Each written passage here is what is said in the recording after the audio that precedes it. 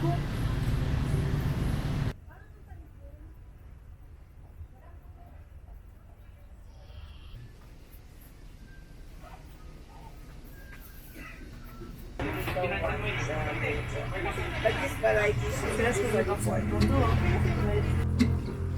va faire du bien de se baigner dans de l'eau claire parce que la mer.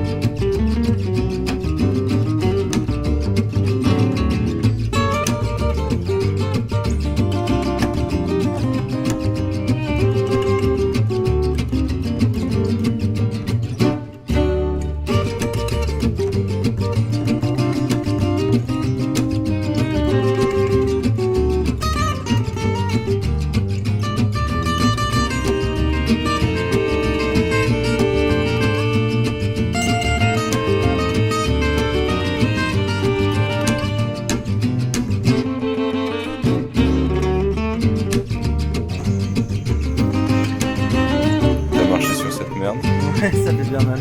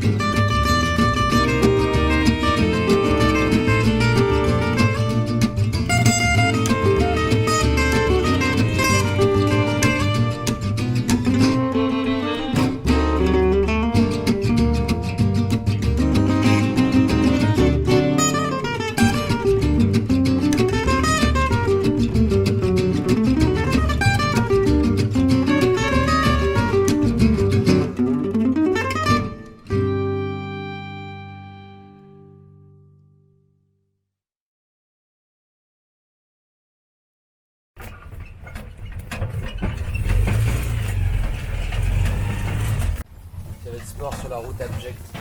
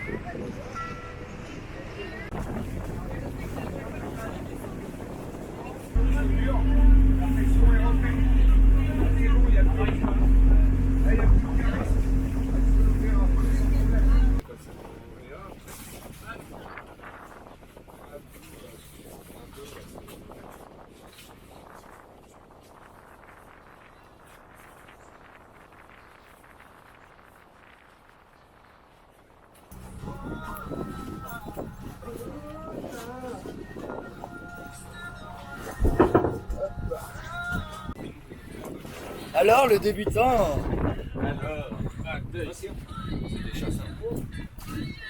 Allez les gars, on se prépare. C'est parti.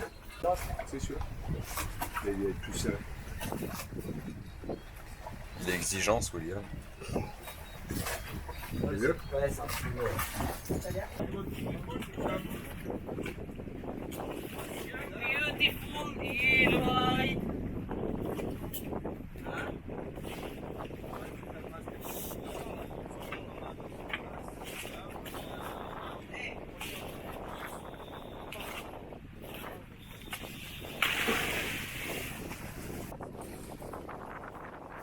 Qu'est-ce qu'il en dit, le William?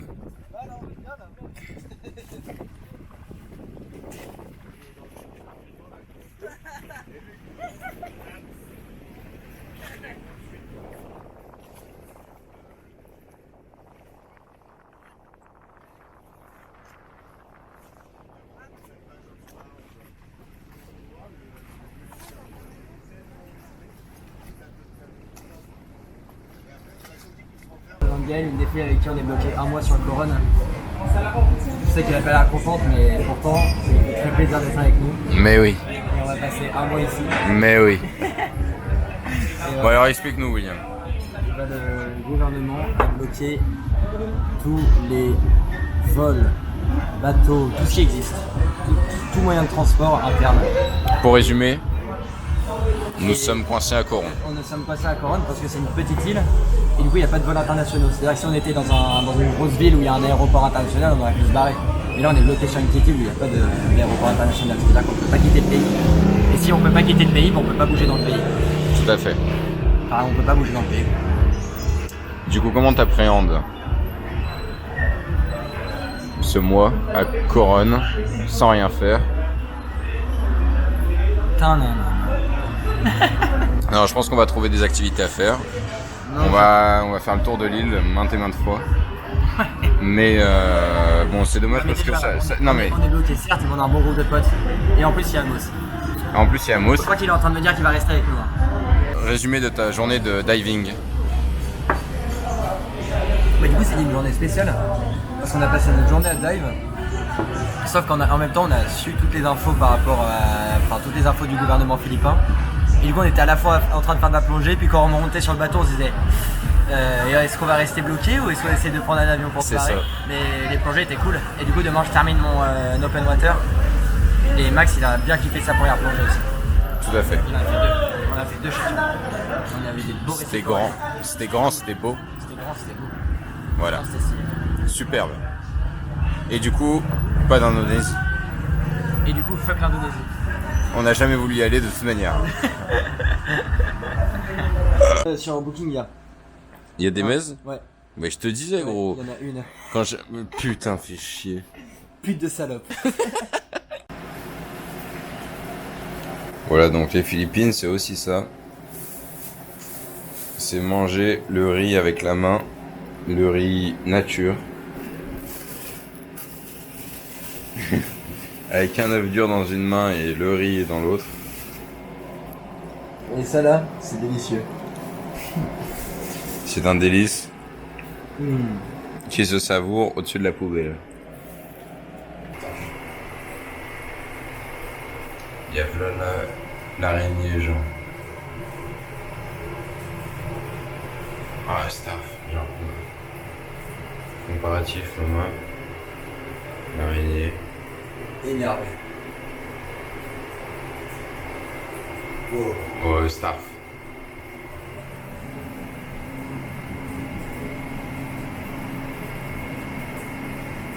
Énervé.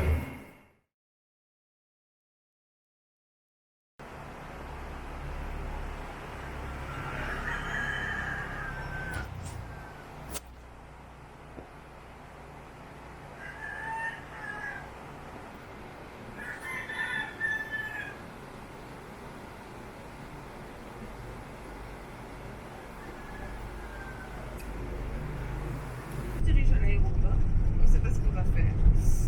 Mais le but là, c'est de pouvoir demander un rapatriement, on n'arrête pas d'accueillir. On a plus d'argent là. Un jour, j'atteindrai le soleil.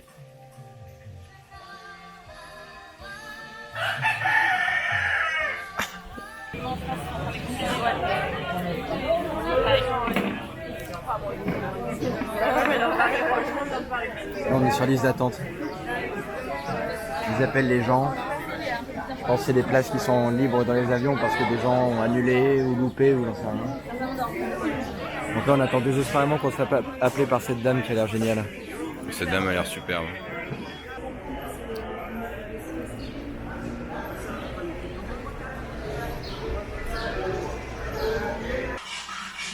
C'est le dernier jour aux Philippines. Et nous faisons un gratin de macaroni façon Paul Bocuse.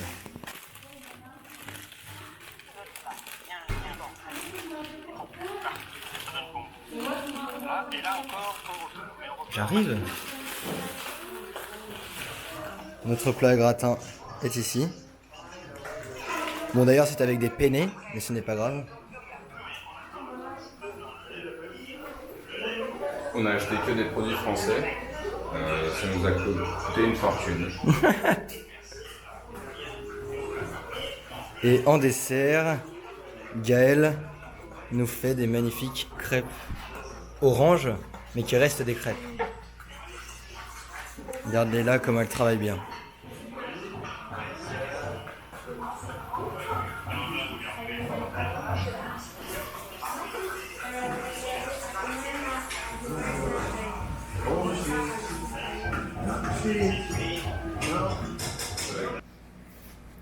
Bon alors les gars, c'est le départ. Ouais. Ta gueule. Oh, mais il est de mauvaise humeur quand on parle. Je rigole. Ta gueule. Alors on y va. Tout le monde est stressé par ce départ. On se met un peu sur la gueule, c'est normal. C'est charfanant. Ouais.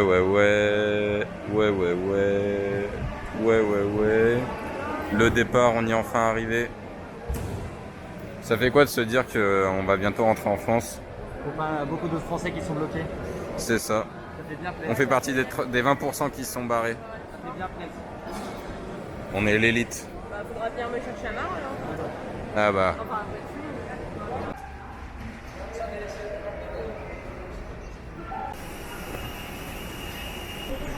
Bon alors William, ça fait quoi de se dire qu'on va enfin partir? Ça fait du bien, ça déstresse. C'est à la fois décevant et à la fois rassurant.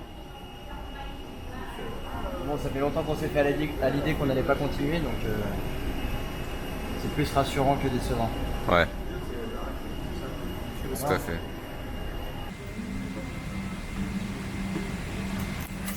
Qu'est-ce qu'il en dit William? Des retours dans le luxe. Est-ce que c'est plus confort que Aeroflot? Porte auto, on est là. Porte auto.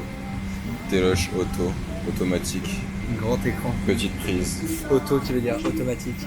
Auto qui veut dire automate.